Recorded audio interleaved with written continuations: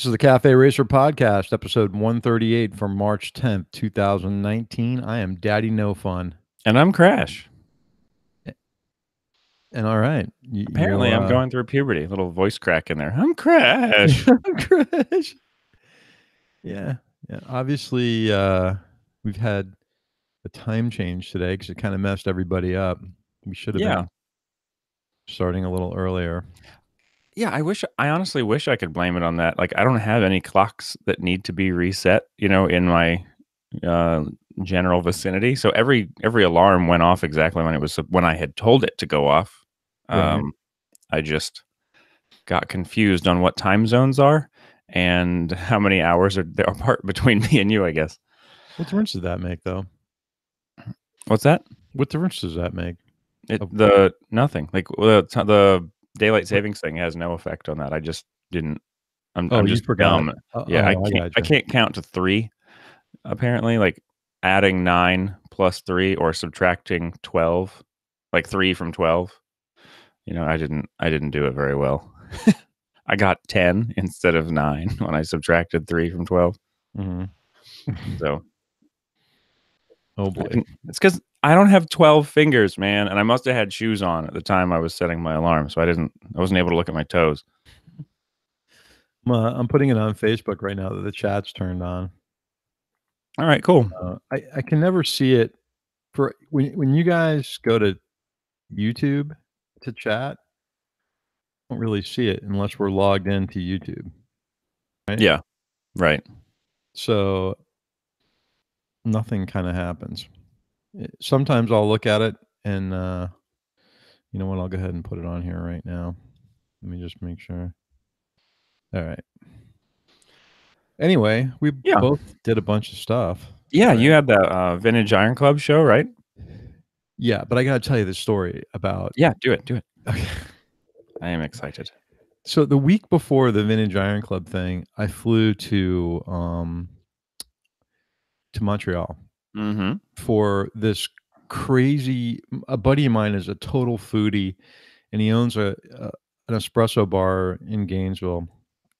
And he's actually pretty well known in the community of coffee because he's been a judge for the World Barista Competition, and he's a grader for the Coffee Specialty Association, and he has something to do with the production of cacao for cocoa.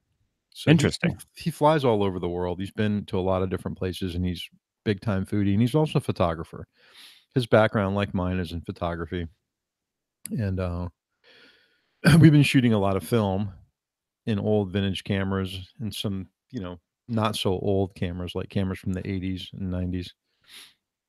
So he had this opportunity to go to this dinner at a sugar shack, which is where they produce maple syrup, and got tickets, and I went with him. And because I had some an opportunity to fly for free on Spirit, the only place that Spirit flies to is Plattsburgh, New York. Yeah. The closest to Montreal. Yeah. Right. Which, if you don't know what Plattsburgh is, the airport, it's like a barn. It's a barn with a gate. It sounds about like, I mean, the name Plattsburgh, New York sounds about like one of those things. Like, if you've never heard of it, there's a reason. Right. And when Jed makes fun of it, it's remote because he's from like BFE, Vermont. Yeah, he practically lives in a Vermont sugar shack himself. So right. He's making fun of Plattsburgh, So I fly into this airport, and the only flight into Plattsburgh gets in at like 2 a.m. So my initial plan was fly into Plattsburgh, rent a car, and drive to Montreal. And I never took into account two things. One, I get there at 2 a.m. Yeah. And two, what it might cost to rent a car in the United States of America and drive it to Canada. Well, it's really expensive. Like, it was the prices I were looking at were $157 a day. Wow. Yeah. I think part of the reason was I was going to leave it in Montreal. Oh yeah, probably. Right. So really quick, did you have to fly out of Plattsburgh to come home? Oh yeah. Okay. That made the trip even more interesting. Okay. So we land in Plattsburgh, and we're taxiing down this empty, desolate runway with nothing, and I see a sign that says "Airport Terminal" with an arrow, and then the other one says FBO, which is Fixed Base Operation, which is like a really small airport, right? Yeah. We get to the terminal, there's one gate, we get off, it's 2:00 in the morning, there's no one there. Everyone's making a mad dash for their cars that are parked in the parking lot in the front. So I get on my phone to get, and the flight was packed, oddly enough. I get on my phone to contact a Lyft or an Uber. Well, I mean, you guys were on like a Cessna 172 to Plattsburgh, right? So you like a single engine little like four-seater. So of course it was Airbus A320. Yeah. Wow. Yeah. A full-size aircraft. When you were talking about landing in Plattsburgh, I'm imagining like one of those short takeoff and like vertical, or short takeoff and landing aircraft with like the big ass tires, like the Bush planes that you see in right, like a Pilatus airporter, No, this is a full-size aircraft. I mean, it's a big runway, but there's nothing out there. There's no tower. Anyway, no Uber, no Lyft, right? No cabs anywhere. So I'm like, well, how am I going to get to the Greyhound station? Oh, so that's the other part of the story is I got a Greyhound bus for $20, which I'm thinking this is a lot cheaper than trying to rent a car. Oh, for sure. So $20 each way, Greyhound. There's a bus station right in Plattsburgh, and it would get me into Montreal at like 8:30 in the morning because the bus didn't leave till 5. So I figured I'll go to the Greyhound station. I'll sack out in a chair for a little while, read, and then I'm good to go. Well, come to find out, the bus station's closed, doesn't open till 5 a.m. So I find a hotel right next to the bus station for $50. I'm like, how'd you get to the bus station? Getting to that, I'm looking around the airport and I see a cork board, bulletin board, with a piece of paper pushed with a push pin on it that says ground transportation. Right? I'm like, thank God no one just took this thing and threw it in the trash. And I call the first one on there, City Taxi, and I'm like, I get, hello. I'm like, did I wake you? They're like, it's fine. What do you need?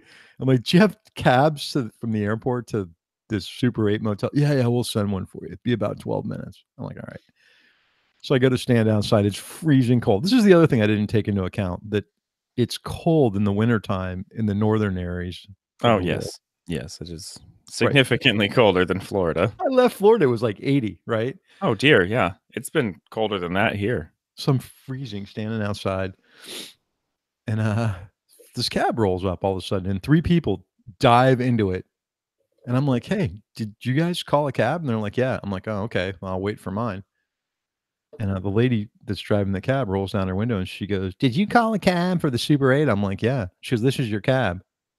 And I look at like all these other people in it. And she's like, we always take more than one person. So now they've got to drive around Plattsburgh, dropping all these people off. By the time they get me to the hotel, it's 3:00 in the morning. I got to be at the bus station at 5:15. Yeah. So really, I'm getting like an hour and a half worth of sleep.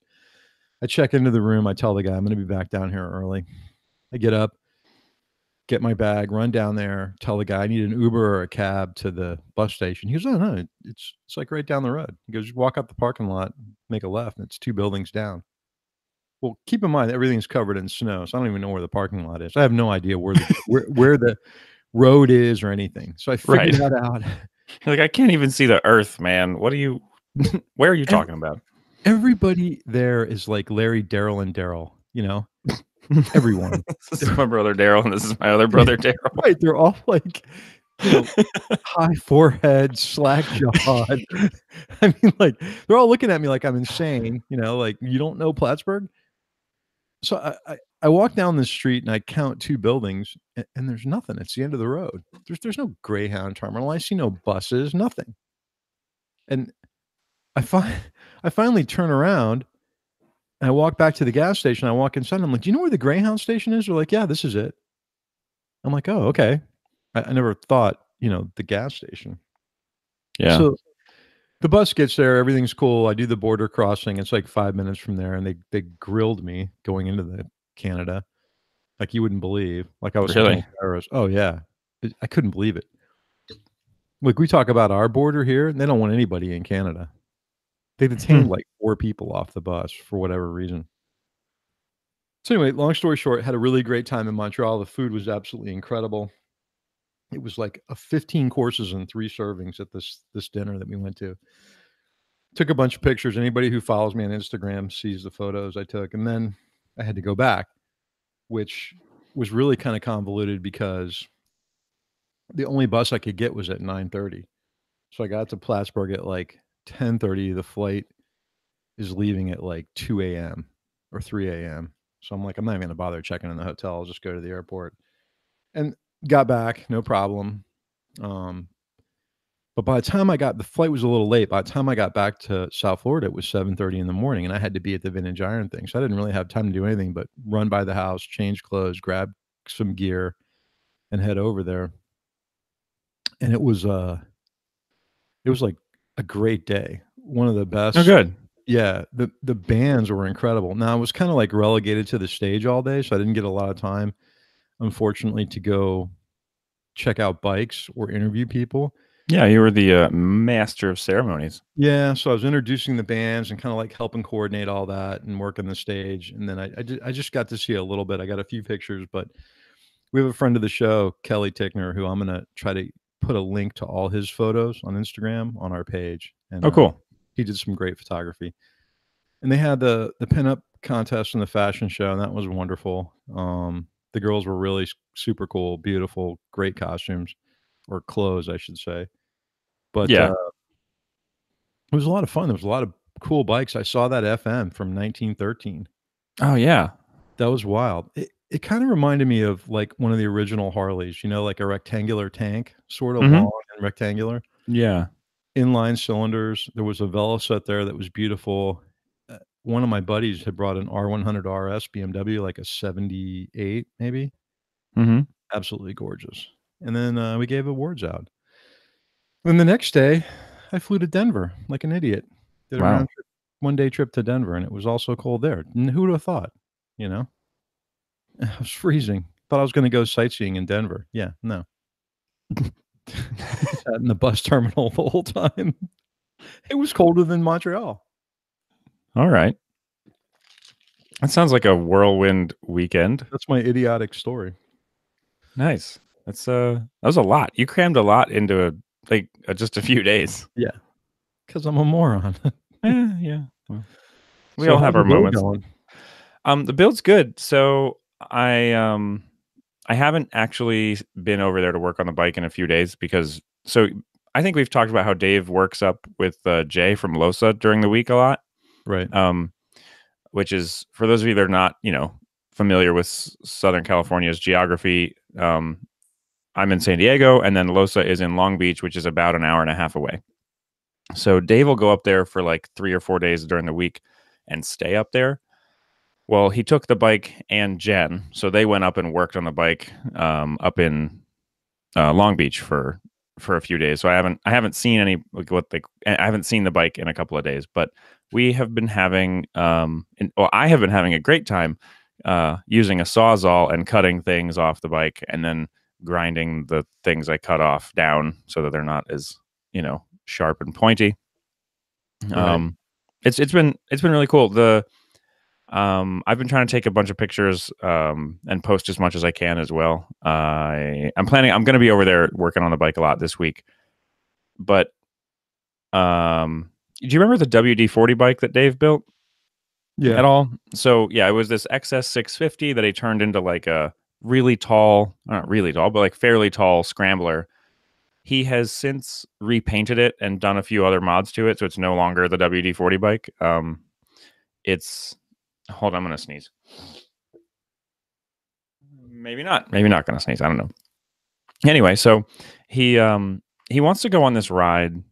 I think it's a slightly organized thing. I don't know very much about it, but it's in, I want to say, September, and it's a all like scrambler style motorcycle ride. So basically, like a adventure bike ride. And he was like, "Yeah, you should come. Like the Bonneville would be totally good to use on it. And I was like, yeah, I mean, it'd probably be good the way it is, without too many modifications. But then we were talking about, well, sure, it would be cool as it is, but it'd be cooler if I did some things to the bike. And so, I basically immediately like found a set of really tall shocks that are front forks that will fit on the Bonneville, and they're actually taller than I need them to be, and we're going to modify them and make them shorter and have a little bit less travel. What kind of forks are they? They're from a Suzuki DR650, so they have like 10 point something inches of wheel travel, and I don't need that much. I'm shooting for like 7 to 8 inches of front wheel travel. What's stock? Like 4? Yeah, like 4.5. Right. I think I have 5 right now, or 5.5 with the CBR 600 front end on it. Because I have that old like CBR 600 F3 front end on the bike right now, or parts of it. But yeah, so that because Racetech Suspensions is close to here, it's not that far, and so the plan is to get Racetech to do the front end once I get the shocks and work out all the fitment and figure out exactly how much distance or how much shorter I need the front forks to be. Racetech will, do the innards to make the suspension work the way it needs to work, with the extra weight of the Bonneville, because it's probably 150 pounds heavier than the DR. Okay. And then they're going to build a set of rear shocks to match the travel and, make the bike sit right and everything. And dual sport tires we were talking about, we might have to modify the swing arm so the chain can, run correctly. So yeah, the Bonneville is kind of in for a hell of a project, making it something closer to the new Scrambler 1200. So you're going to change front and rear suspension? Yeah. Probably tires? Yeah, definitely tires. I really would. Ideally, I want to find a set of Bonneville, like spoke wheel Bonneville hubs, because I have the mag wheel version of the Bonneville. And if I find spoke wheel Bonneville hubs, I'm going to put a 19-inch rear wheel and I think a 19, or maybe maybe leave a 17 in the rear, but definitely a 19 or a 21 in the front. So this is a complete Frankenbike. I mean, yeah, it's kind of ridiculous. What handlebars do you have on it right now? I actually just switched handlebars the other day. So I had just a pair of 7/8 stock-ish bars, nothing special. But I just bought a pair of Pro Taper, with the oversized center, like the 1 1/8, like the tapered bars. Right. They're the Carmichael bend, which is pretty low. I'm not sure if I like it. I might end up either taking them back or just ordering something else that's a higher handle, like a not as high, not as low of a bend, or I may just put some kind of risers on it to like bring them up a little bit. I'm hoping that I get the Beeline Moto device before you go on that, because I'll send that to you. And that just has like an arrow that points your direction. Yeah, I've seen ads for that on Instagram. Yeah, I was on the first Kickstarter, and I got one of the machined aluminum ones, but I don't think they've gone into production yet. No. Yeah, so that's the plan for the Bonneville. If you go to Highway Dirt Bikes and look up, they have a set of handguards that is the same handguards that are on the WD-40 bike. And they're extremely beefy and they look really cool. So my plan is to get a set of those and put them on the Bonneville, and that'll be part of the overall scramblerization of the Bonneville. But I'm going to leave the low pipes. I ordered I went looking for a skid plate, because I used to have a skid plate on the Bonneville, but when I put the crash bars on, they took up the mounting points where the skid plate used to go, so I wasn't able to keep it. So I sold it to somebody else that wanted one. Well, I went on eBay, and there's like 50 million cheapo Chinese manufactured skid plates that are designed for the Bonneville. And I was like, oh, well, I'm going to hack this thing up and, make it fit with the crash bars anyway. So it doesn't need to be expensive. It just needs to be a piece of aluminum or steel, like roughly in the shape that it needs to be. So, right. So I ordered that too. It should be here in like a week or two. And yeah, then we'll start, adding some protection to the bike, and because it's already got crash bars and, saddlebags, and I've got like 3 different sets of saddlebags I could put on it if I wanted to. Dude, I'm looking at these handguards. They're nice. They're really cool. They're super beefy, and without the wind deflectors, they look really neat. Like they're really have really cool lines to them. I might order a set of these. They make them for that, like KTM. You just have to measure a couple things on the bars. Yeah, no, I'm looking. They also have this next gen one. Have you seen these?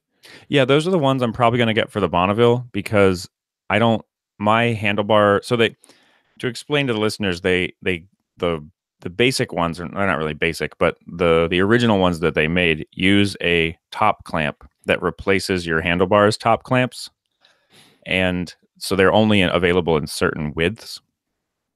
My Bonneville is not the right width, I don't think. I need to measure it again now that I've changed to the fat bars. But I think my Bonneville's distance between the 2 handlebar mounting points is like a little bit too narrow for any of the offerings from Highway Dirt Bikes.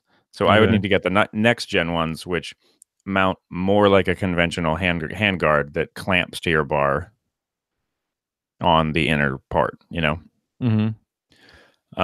The ones Dave has there, he has the full setup where you've got the handlebar clamp, and then you also have like it has the toggle switches inset into the handlebar clamp, and it has a gauge mount that holds a vapor like speedometer gauge cluster setup. Yeah, these are pretty cool.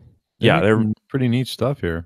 Yeah, and originally, like when Dave was like, "Dude, just get some of these for the," because I was talking about handguards for the KTM as well, and he's like, "Just get some of these," and I said to him, I was like, "Well, I want them more for wind protection than anything else," and I had never looked on this website, and he was like, "Well, these come with like plastic shields. I just don't like the way they look on the WD-40 bike, so I didn't install them." Mm-hmm. And he went and like dug around and pulled out the plastic shields and showed them to me. And I was like, "Oh, wow, these aren't bad looking." And so I was like, maybe I will get these for the KTM. And then we started talking about the ride on the Bonneville, and I was like, okay, well, I'm definitely getting them for the Bonneville. I may also get them for the KTM, but I ordered a set of Puig handguards that are made for the KTM, and mm-hmm. I know. Like the KTM is not ever going off road. I don't need big beefy ass handguards. I just wanted something for wind protection, and I also wanted something that I knew would not hit the windscreen when you turn the handlebars, which a lot of people on the forums have been saying that like a lot of aftermarket handguards hit the windscreen on the Super Duke GT. So I know that the Puig ones don't. Did you change your windshield on yours? Or is it stock? I have a factory windshield. It's funny because that's the first bike I've ever owned that I felt I didn't need to change the windshield. Yeah, I like it. It's good. I'm waiting for a warranty replacement on mine, but what was the outcome of that? So, we talked last time we talked about how the bike may or may not have a warranty. Right. You want to give a quick recap on what the deal was with that? Yeah, I mean, I've said pretty much everything I needed to say about the Bonneville anyway. So yeah, Bonneville's going to be a weird Franken bike with dirt tires, and yeah. The KTM, to recap, if you're just hearing this for the first time, I bought the bike as a demo bike, and the dealership had registered its warranty. And so technically when I bought it, the warranty had expired, but nobody told me that. So I wouldn't have bought the bike if I'd known that. So I called them once I found that out.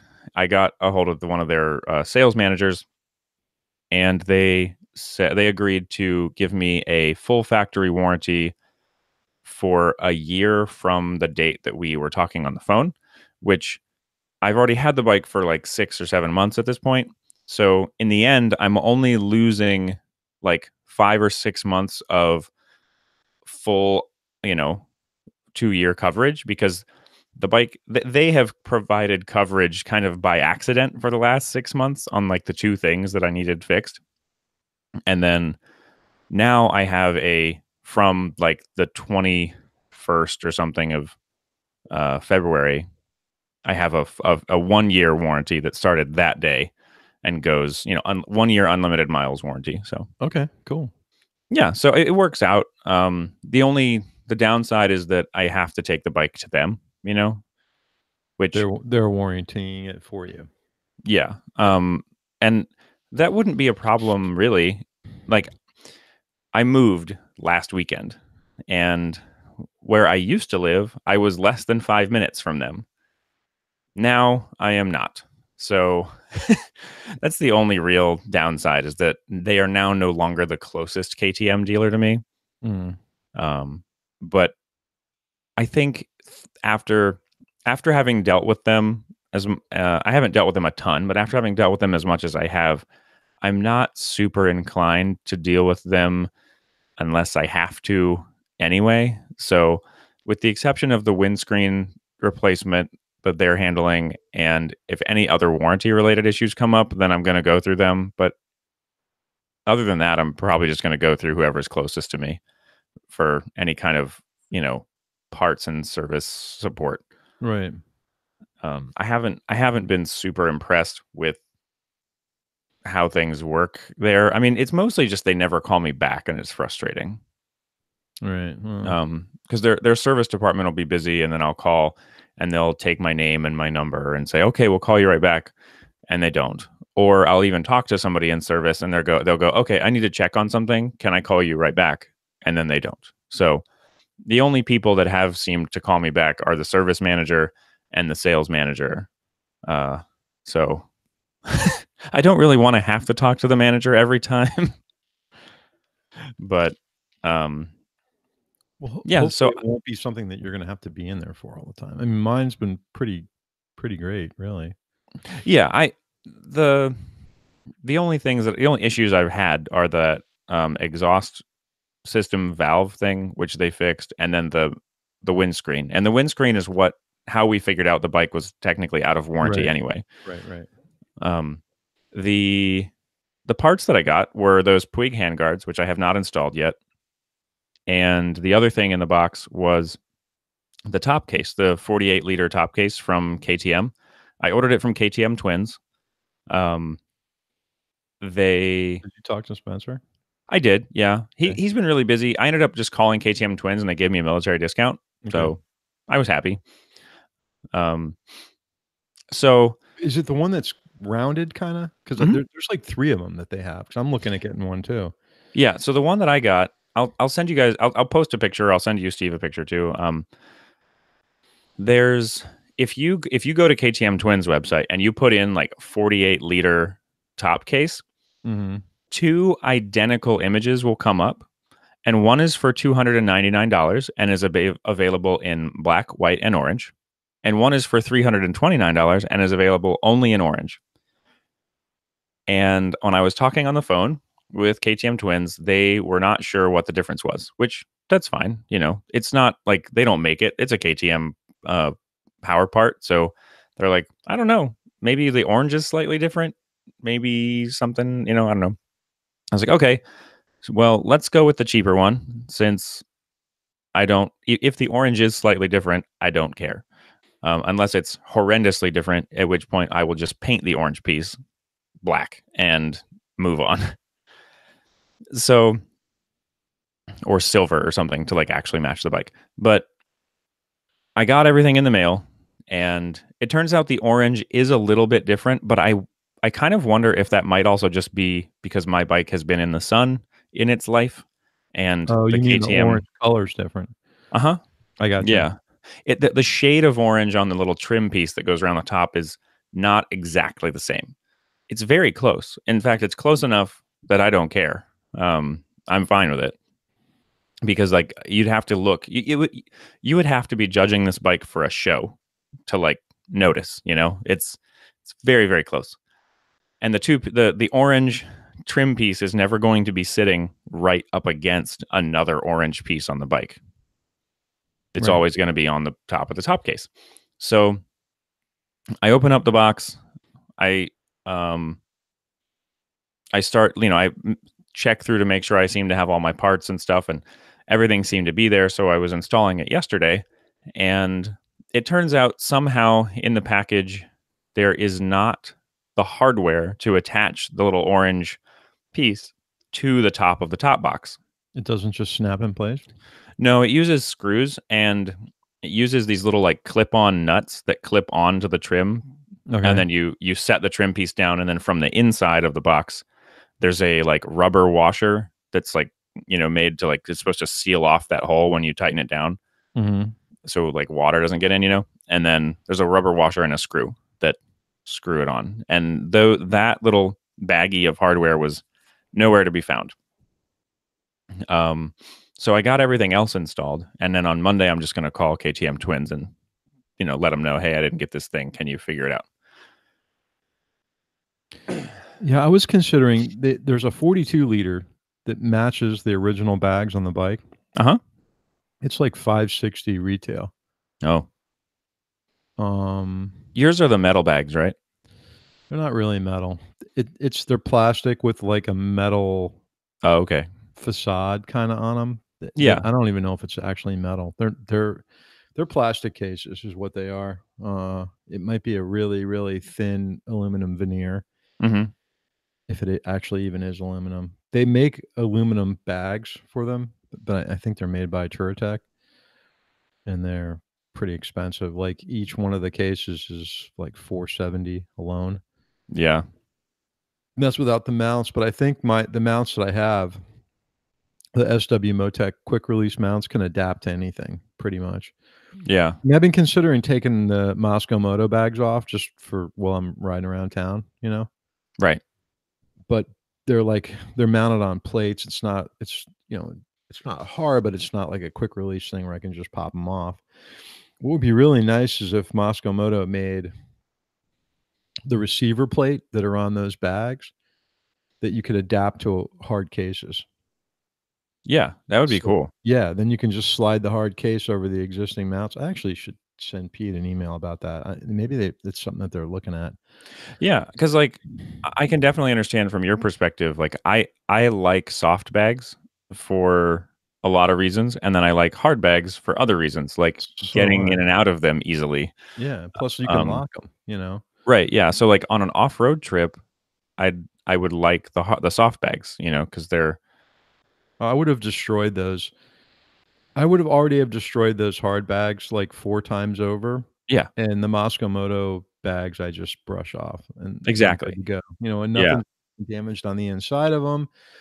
They're great for trips that are, I'm camping. I've actually I actually watched a presentation that Allison DeLapp did on packing, and I kind of changed the way I pack things a little bit based on her recommendations. So the last trip I went to, I was able to put my tent in one of the bags. Oh, I might have to look at that.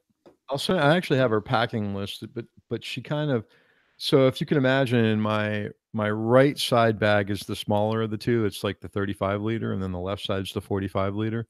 Mm-hmm. So my right side bag was always relegated to all my cooking gear, right? And whatever, maybe some toiletries and ancillary stuff in there. And I always had enough room in there because I don't have a lot of cooking gear. I'm a one pot kind of guy, but I was able to put food in there as well. And then the left saddle bag was for clothes. So I usually would pack my clothes in like one of these Ziploc bags where you could kind of squeeze all the air out of it and then seal it. And then the top case is so I was using either the duffel or the backcountry double-ended duffel was my sleeping bag, chair, all that other stuff. She kind of moves all that stuff to that left bag. The big bag? The big left side bag, and then uses the top bag for her clothes. And she kind of packs them in like like Eagle Creek or a number of these companies. Matter of fact, Peak Design, I'm testing some right now. There are these zippered compression bags, like you can roll your shirts up or underwear. They're different sizes. And then she's got them kind of layered in there on the top. So when she gets where she's going, if she's going to go to a hotel, she opens one end of that bag, pulls out one bag. It's got a change of clothes in there, and then her toiletry kit, and she's done. Oh, nice. Everything stays on the bike. That works really well. And I repacked like that and liked it a lot. Now, you also have to keep in mind too that the size of the person and the size of the gear. Tents are about the same size, no problem, but I've got a really large sleeping bag, so that's a pain in the ass to pack in that bag. But I was able to get everything in there. The only thing I didn't get in there were the tent poles, and there's actually a case on the backcountry duffel where you can stick the tent poles in there. So I was able to pack my tent with the Rainfly in there, the sleeping bag in there, my pad and the chair, and everything fit. Cool. That's awesome. Fit, and the bag, you're rolling it to like the highest capacity. So it's a little high, but everything fits in there fine. Nice. And it seems like the bikes is a little bit better centered for weight because that stuff can get heavy, and the clothes are pretty light for the most part. Yeah. I actually kind of found more room doing that.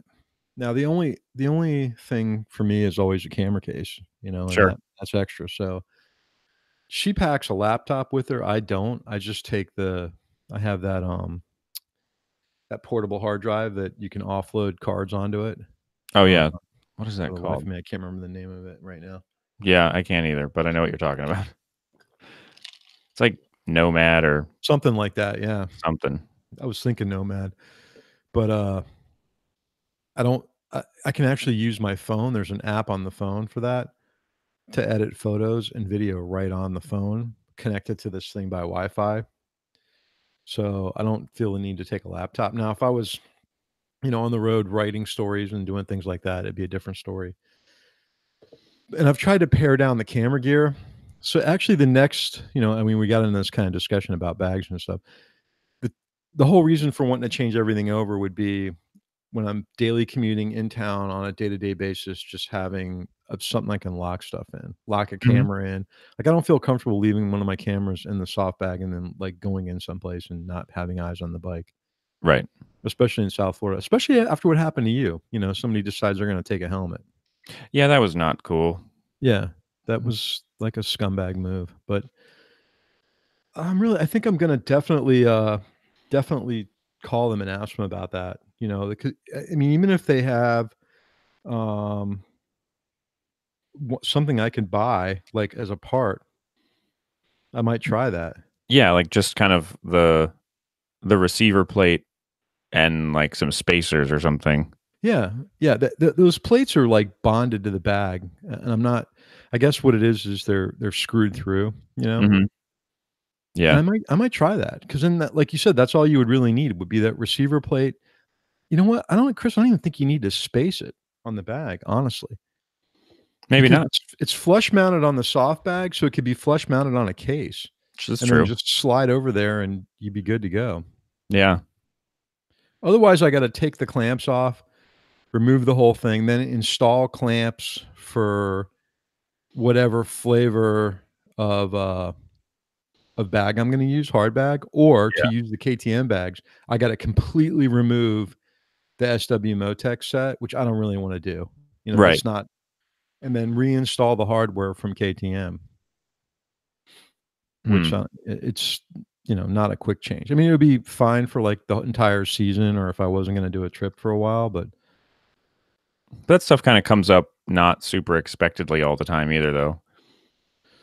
Well, I mean, I got calls from two of my buddies about doing the Trans Florida Rally this year. I totally forgot about it, and it was like a last minute thing. I was actually supposed to be in Daytona this weekend with Jeds. Oh yeah, but my birthday was yesterday, and happy birthday! Thank you. It's good to be 39. Yeah, I was gonna say you were 29, but no, I'm 39 years old. I'm not gonna lie about my age, man. I'll own it. I went to a birthday party yesterday. Did you? Same day as me? I don't know when his actual birthday is, but he had a party yesterday. He turned my friend Spencer turned 40. Yeah, I was 56 yesterday, which is I'm happy. I'm happy. I'm happy I have another day. So, but anyway, getting back to the setup of the bike, I've been wanting a top case. So I was Yeah. kind of looking at the one you ordered because it would kind of work either way, with whatever. But then I've kind of been looking at other off brands. So I'm still kind of figuring out what I want to do. Yeah, I've heard a couple, or I've seen a couple of bad reviews about the top case I bought. I didn't read any reviews of it beforehand, and the reviews were saying like nobody's really I haven't seen anybody get specific about what they don't like about it, except I saw a review of somebody who had bought the backrest pad. There's a 2-pad Right. set that you can get to attach to it, and they were saying that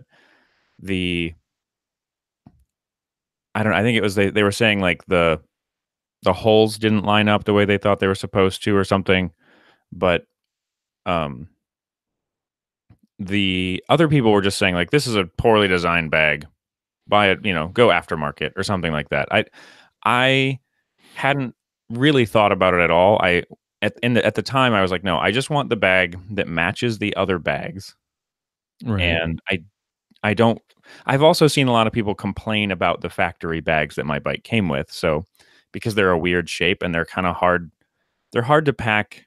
They're not rectangular in any way. So like they're kind of hard to pack anything solid into. Like I can stuff clothes in there, no problem. But for an example, I was going to ride my motorcycle to the party yesterday. I ended up taking a Lyft because I realized that there was a decent chance that some binge drinking might be involved. And I was like, I should probably not drive just in case. And I bought my friend a bottle of Lagavulin scotch for his birthday. And I was going to put it in the saddlebag of the bike, and it went in. It's just it's at this funky angle because you can't just like set it in the bottom of the bag because the bag is a weird shape. Mm-hmm. So yeah, people have complained a lot about the factory bags, and then I was like, well, I like my factory bags, and I kind of like the idea of everything operating on the same key, even though I will have to get the lock changed on the new case so that it will work with my key. Mm-hmm. Like I have a key to it. It's not like they didn't send me a key, but I want all of the keys, or I want to do everything on the bike with one key if I can. And right now, ignition, popping the seat off, opening the saddlebags, one key. So I just need to get the lock changed out on the new top case so that the key will fit in it, which I don't think should be a problem. No, it should be easy. I got to pretend to be a locksmith the other day. If anybody listens to the Cleveland Moto podcast, a few episodes ago, they were talking about keys for some reason. They got off on a lock and key related tangent, but the house I moved into, the owner of the house, who's one of the roommates, really likes to keep the deadbolt between the garage door and the between the garage and the inside of the house. He likes to keep that deadbolt locked, but he couldn't find his key to it anymore. And since I would be going in and out of the garage a lot, he was like, oh, we should probably get a key made for that. But getting a key made is probably at a minimum, like having a locksmith guy come out and, do whatever he's going to do to the door and make it work would probably be like 25 or $30 just for him to come. Where a deadbolt from Home Depot is like 10. So I was at Home Depot, bought a deadbolt, and figured I'd just change it. But this house is older, and the deadbolt hole in the door is not in the same place that it would be with a newer deadbolt. Like the newer deadbolt is designed for the hole to be farther from the edge of the door. So nothing lined up. And I was like, you know what? I'm going to play locksmith today. So I popped the cores out of both locks and pulled all the pins out, and then made the new key work in the old lock by swapping pins around. So that was fun. But it was still cheaper by a good bit than calling a locksmith and having them come and do the same thing I was going to do. Yeah. Well, locksmiths are always expensive. Yeah.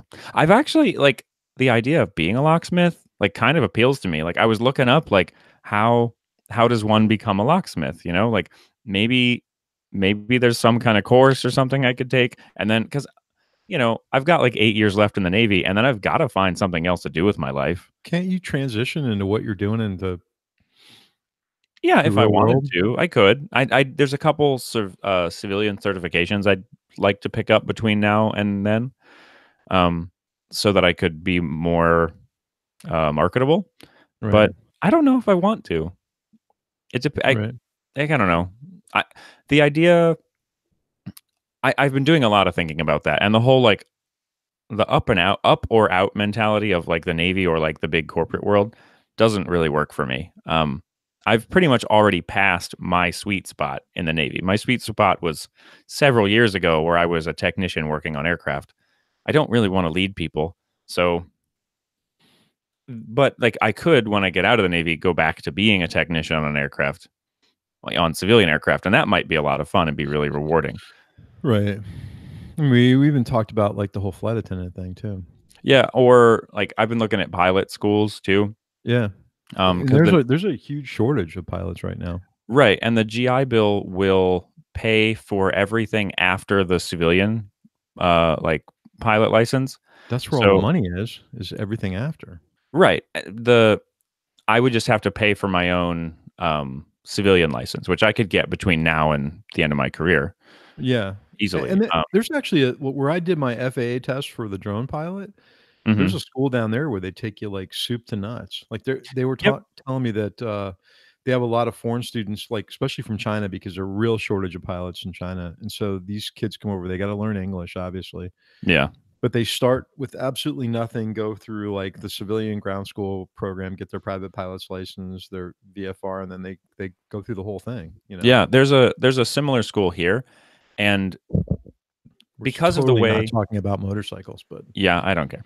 Um, so there's a civilian school here that works with a local college, and they have basically because of the way that the military's tuition assistance and the GI Bill work, um, it makes more sense to go to a college or university than it does to go to a trade school because the Navy will pay you more for it. Mhm. So they work with a local community college basically to get so that you are getting an associate's degree in aviation or something like that, some kind of aviation related associate's degree. And part of that program is also getting you from start to finish from never flown a plane before to multi-engine commercial pilot's license. Yeah. Um, so that's an option when I'm done. The crappy part. So the Navy, when you're doing like I'm active duty, so I'm not using my GI Bill for anything. I'm using the military tuition assistance program. They will only pay for one associate's, and I already have mine, so I can't start now at that program if I wanted to. For me personally, it makes more sense to just go get my pay out of pocket and get my civilian private Yeah. pilot license, yeah, and then use my GI Bill to pay for the The rest. additional ones, yeah. Right.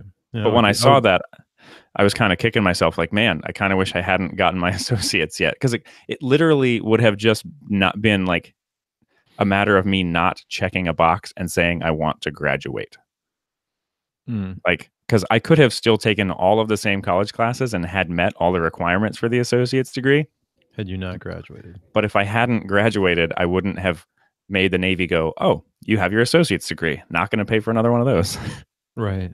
Right. um, Well, you know that we both know there's really no money in the motorcycle industry, so yeah, not a lot. yeah. The idea of like people have been saying like, dude, you love motorcycles. Like, why don't you find some way to make that your career after the Navy?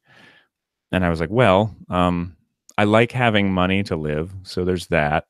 And otherwise you gotta sell your soul to the corporate world to do anything. Yeah, I'm not too keen on that. I've actually thought about being a bicycle mechanic.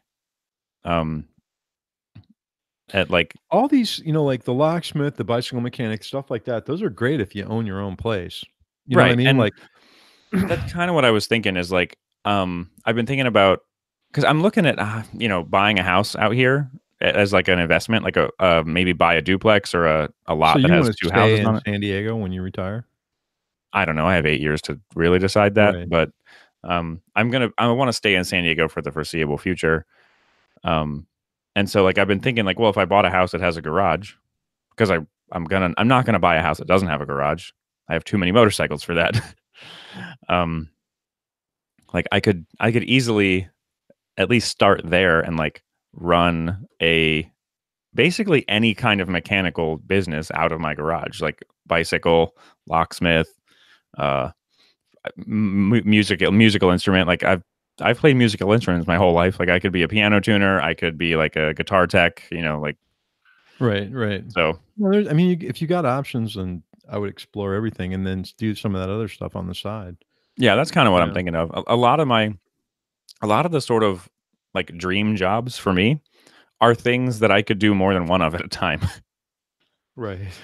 Right. um, like I don't have to necessarily be a 40-hour a week, No, and I think you you really wanna know. work for yourself too. I do, yeah. Yeah. I mean, and that's the cool thing about we've all kinda watched our friends go through the whole wrenching careers, and what works and what doesn't work, and the people that have been really successful and have built up a business in the motorcycle industry where they sold it off then, you know, Yeah. um, I don't know, like, the whole locksmith thing, most of the people I know that do that have, like, an actual storefront, they sell safes, they do a lot Yeah. of other things, Yeah. they have trucks that are doing service, they do installation and programming, and it's like any other guy that owns a company like a plumber or an electrician, they're very successful at it, Yeah. you know? There's some here in South Florida that have, like, 3 or 4 stores, but, Yeah, there's a company that I see their trucks around here in San Diego a lot. hey, speaking of friends in the motorcycle industry, Kevin Nixon was down and I hung out with him for a Oh, while. nice. Yeah, it was kinda cool to have him around, and he's still working in the industry and he's doing freelance stuff, but, Yeah, I've been kinda meaning to reach out to him and see if we can get him on the show sometime. yeah, we it's an easy as a phone call. We just Yeah. he'll definitely do it, and he's got some really good insights on stuff that's been out and products, and it was not to, like, derail that conversation, but Harley released the cost on the electric bike. Did you see that? Have we No. talked about this? Yeah, No. 30,000. Oh, yeah, actually, I did hear that. We haven't talked about it, but I heard that. Yeah, I'm not gonna buy one. That's insane. That's way too expensive. That bike's coming in Yeah. at that bike should be between 15 and $18,000 at the Harley Marquis price, Yeah. Not 30 grand. That's crazy. I'm sure they'll get some people to buy it, but you can buy a lot of bike for $30,000. Heck, I can get a Gold Wing. I can get a K1600 loaded for a lot less than that. Yeah. Yeah. You know, it just, I think they completely missed the mark on this. Yeah. Then have you seen that new Zero SRF? No. Okay. So Zero released new a new model in their lineup. It's called the SRF.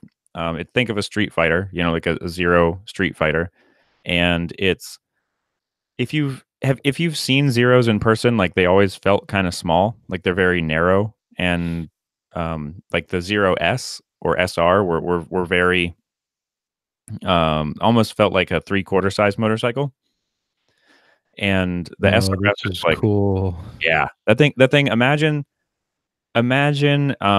FZ09, like when you sit on Yeah. it, like it feels like the size of it, the shape of it, kind of under you is very Yamaha FZ09. Uh, This is esque. totally cool. Yeah.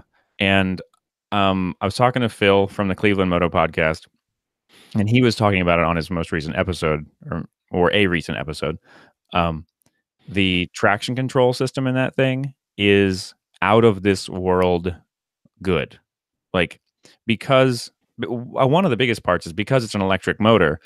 Um, when your traction control kicks in on a gas powered vehicle, you feel it because there's a delay. Like the computer says, oh, something I don't want to happen is happening. retard spark or cut fuel or something. And then there's all these moving pieces that kind of have to slow their momentum down a little bit. And so you kind of feel this delay and when the traction control kicks in. The Zero, because it's an electric motor and the system can, alter things instantly. He's like, you never feel traction control working, but with 140 foot-pounds of torque and like shitty roads, the traction control is working. It's ass off this whole time if you're trying to like really throw it through the corners. Right. He said that the bike made he got to come out here to San Diego to do the like dealer training introduction. Is he a dealer for Zero? Yeah. Oh, no kidding. So he came out here to do the dealer intro kind of thing, and they took everybody up some, it was basically during the shittiest weather we've had in a while. So it was like rainy, and then parts of San Diego County were snowy.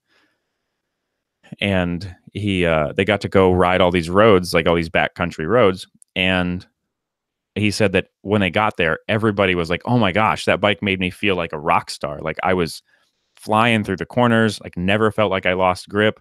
I feel like the traction control system never kicked in. And the guys that were like running the event were like, oh no, the traction control system was running the entire time. Like it was always kicking in. You just can't feel it. So it like really makes you feel like you're amazing.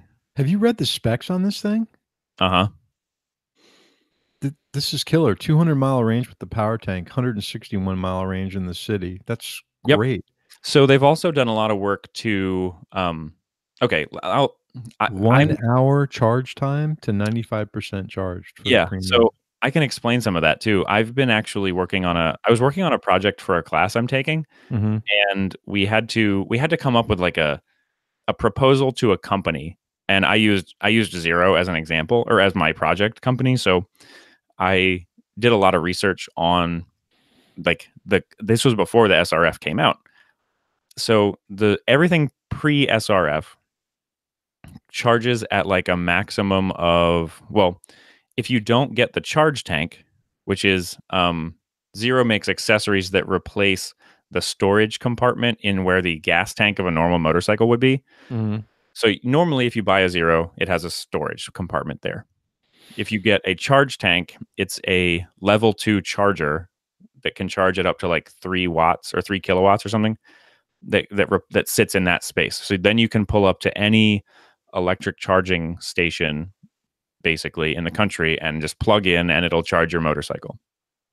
It takes a few hours to get, if you've got the 14.4 battery, which is the bigger battery, it takes a couple hours to charge up. And there's been an aftermarket company that makes a belly pan that goes onto the Zero and has up to 2 more chargers in it. So you're able to plug in, because every one of those electric powered, you see them in the supermarket parking lot or whatever that has the electric vehicle chargers. They have 2 hookups. So with this aftermarket belly pan, you could hook up both hookups and charge at like 6 kilowatts. Because you're plugging both chargers into the bike at the same time. Zero with the SRF has integrated all of that into the bike. So if you buy the premium one, you're getting like a few creature comforts. You're getting heated grips, a couple other things I can't think of. But they're putting 2 3 kilowatt chargers. And then you can buy an additional 6 kilowatts. Right. So the premium comes with 6 kilowatts. Yeah. So the premium one without the charge tank is 2 3 kilowatt chargers in its belly pan. So you can plug in and it'll charge at that speed. If you get the charge tank, which is the additional extra charger, that's when you're able to charge the bike up to 95% in an hour. You won't have the most battery possible, because if you can't get a charge tank and a power tank at the same time, you can only have one or the other. Okay. So the power tank is an additional 3.6 kilowatt battery. So it takes your 14.4 up to 18, which is how you get the 200-mile range. And that's like a 200-mile city miles range.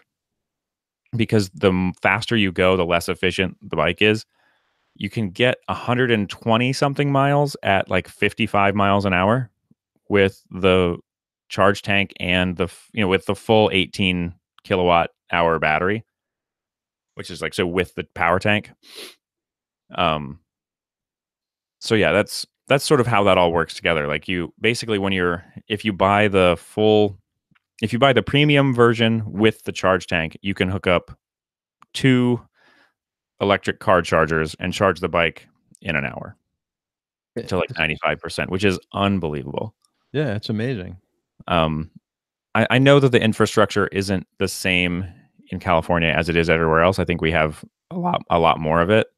But I mean, we have electric vehicle chargers on base, and if I had a Zero SRF, I could ride to work, not even use that much battery.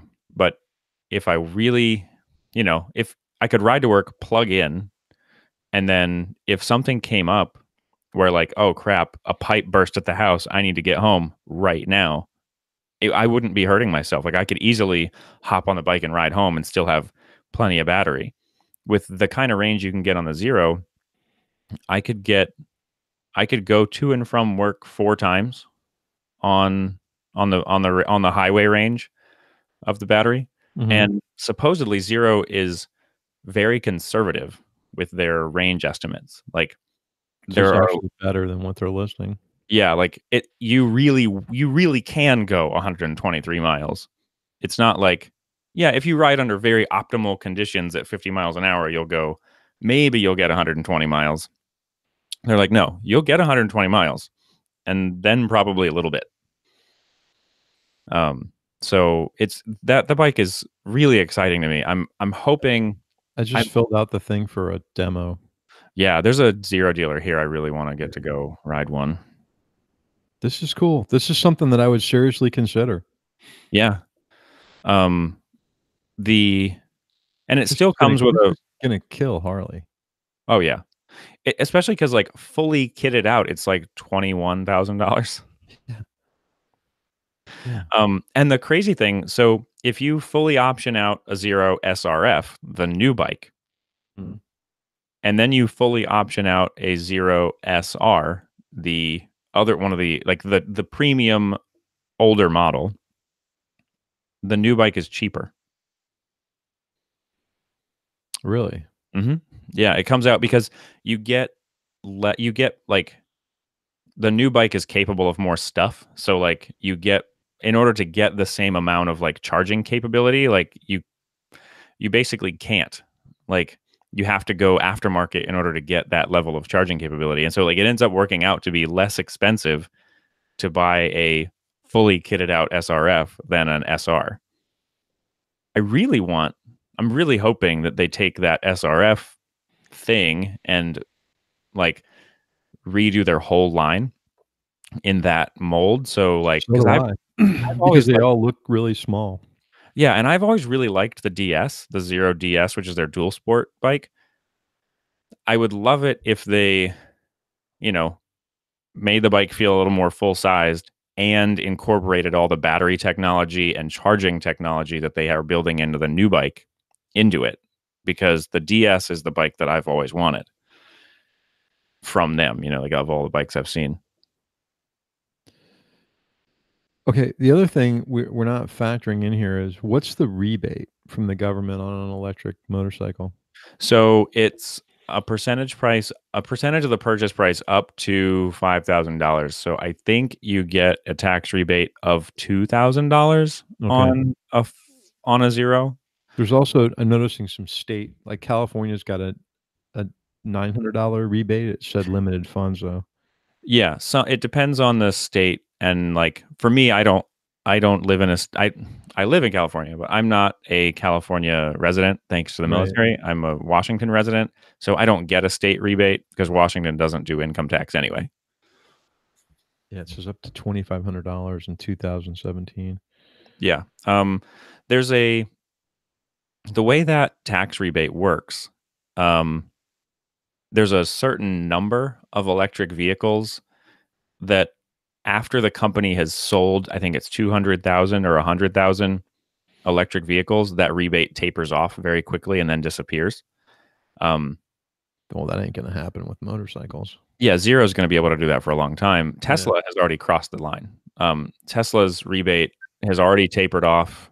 The tapering off has happened. So you're no longer with the Tesla. You were able to get $7,500 off, which was, I think that was the max you could get. So you're able to get $7,500 rebate, like a tax rebate on a Tesla. And then that ended December 31st, 2018. Okay. And up until July 1st, it's $3,750. After July 1st, it's $1,800 or something. And then it goes to nothing at the end of the year. So like the only downside I can see to this, and correct me if I'm wrong, is there's not a lot of aftermarket support. Like, is there mounts and bags and, you know? I haven't seen a lot. I haven't looked a lot either. But I've seen a couple Zero DSs with bags on them, but I think that they're from Zero. I think the bags are a Zero aftermarket thing. I'm gonna try something real quick here, because on Twisted Throttle it says Shop by Motorcycle and it says Zero. Yeah, maybe they'll. So they've got a bunch of the bikes listed, and let me look at like the DS, right? The DS, the 16 to 19.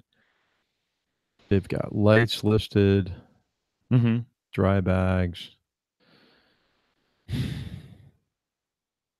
kind of like, the dry spec stuff that's kind of got a loose, fit. Yeah, and it's kind of universal stuff. Like those are not. Yeah, nothing really bike specific yet. Yeah. Okay. Well, this is something we're definitely going to have to follow. I'm going to try to get a test ride. They're not shipping yet. But man, this is cool. I like this. This is what I was kind of looking for these things to look like. Like not like a half-size motorcycle, but a typical full-size motorcycle. This is so just to give you an idea. So if you were going to go, if you got a Zero DS now, you can get from Zero a side case rack kit that, is available, is able to, work with, basically you'd adapt whatever cases you wanted to put on it. Or if you wanted to, you could get it. There's a 22-liter side case set from Givi that is made to fit on those racks. And then there's also a top rack, like a top box rack that you can get from Zero. And the prices on those things are not outrageous. Like the side case racks from Zero are $400. It's not bad. If you wanted to get the racks with the 22-liter cases, which 22-liter cases are kind of small. Yeah. But if you were going to get that set up, that's only $600, and that's, the bike with two side cases and the rack. And then if you want the top box rack, it's another $150. So I just hope this like morphs into something, quasi touring at some point. Yeah, I would love that. I mean, with the project that I was working on for my class, I was researching basically this hypothetical project would be me saying, "Hey Zero, give me a bike, let me ride it to Americade from San Diego and like promote Zero and electric vehicles and whatever along the way." And so I had to plot out like charging stations and all that sort of stuff. To be able to take the SRF, it's longer range than the SR and faster charge time. So it would drastically alter the amount of time it would take somebody to do what I was planning to do. I got to do some research into this. Can you, like, I'm noticing the standard type charging plug it uses, but is there a way to plug into a 110 outlet? Yep. They all come with a regular plug into your house cable. Okay. If you go out and buy a Zero right now and don't get a charge tank, that's the only charging option you have. I gotcha. Okay. I'm reading this right now. So it's charged 6 times faster with the charge tank, and it's the J1772 standard for the... Right. And it comes with like a dongle kind of thing that has, because there's a couple different plug options out there in the wild. And so it plugs into your bike, and there's like a dongle that's set up to be able to plug into whichever. I mean, I've never stopped for a lunch that wasn't 2 hours. You know what I mean? Right. I mean, on a trip. Yeah, I was even thinking, like, I go out to Arizona to visit my parents all the time, and I really just need a bike that can make it to Yuma. And if not Yuma, at least to El Centro, because there's electric chargers in El Centro. So if I could go from here to El Centro, charge up a little bit, go to Yuma, charge up a little bit, go to I'm not exactly sure what's next, charge up a little bit, and then be, and I don't think anyone with the new SRF, every single one of those stops would be 30 minutes, 45 minutes. So it would add, I think it totally would add like an hour or maybe an hour and a half to my trip, but probably only like an hour because I always stop for lunch and dick around in Yuma anyway. Okay, so here's another. I was going to ask this question because, and I don't know how accurate this is, but I've heard that the Tesla batteries are good for about 7 years of normal driving, and then it's like $22,000 to replace them. Yeah. This is saying a typical Zero S or DS can travel over 200,000 miles with the batteries retaining 80% of their original maximum capacity. Yeah, I think what I've read about, because I've been reading a good bit about electric vehicles lately. I was really, really strongly considering selling my Highlander and getting a Tesla Model 3. And Tesla is pushing their batteries harder than anybody else in the market right now. Like that's one of the reasons they're getting the crazy ranges that they are is they're like stressing the batteries more than like Nissan or Zero or Toyota or whoever.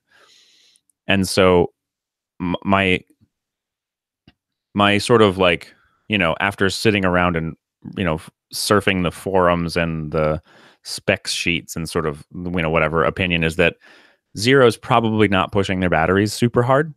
And so they're lasting longer. Right. Which I think is good. It's also talking about hot swappable. These it's saying that the Z-Force modules are hot swappable. You can take them in and out and add them. It says like, I wonder how easy that is. It says it's in a matter of less than a minute. It says cool. A module can be added or removed in less than a minute. That's cool. I know that like you can take your 14.4 and like disconnect, like pull one of the batteries out, and it doesn't care. It just keeps keep right. riding. And you can charge these batteries off board too. Yeah. Which is interesting, depending on what these things cost, to have an extra set, like at work, let's say, or someplace where you didn't have a way to charge. Especially if you had a really long commute. Yeah, I'm gonna start looking at this.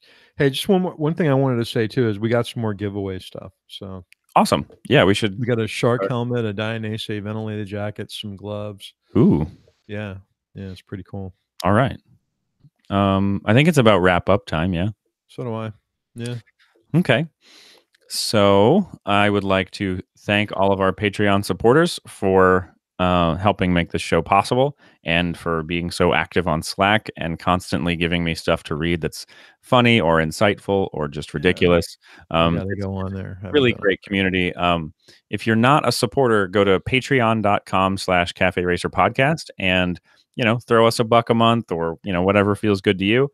And you'll get access to some perks like the Slack chat. And if at certain levels, you'll get a few other things. And we're always looking for ideas to kind of expand that experience out a little bit and make it a little better for everybody. Hey, $12 a year helps us out, believe it or not. $1 a month. It goes a really long way. If you enjoy the show, that really helps us out a lot. Helps pay for the bandwidth and everything we do. Yeah, you can find all of our stuff at wherever you are. Look for Cafe Racer Podcast, and we're probably there. Like Crash is going to post on the Instagram Cafe Racer page. Yes, I was posting on my own Instagram about the build, partially because I had logged out of the show's Instagram on my phone because I deleted the app and reinstalled it. But now that I'm logged into the show's page, I can post on both at the same time. Good. Which is a great little upgrade for Instagram because they allow you to post on 2 accounts at a time now. Yeah, it's good. So yeah, Instagram, Facebook, occasionally on Twitter. Google Plus is going away, so whatever. Yeah, and I usually push out to Twitter on posts from there. Yeah.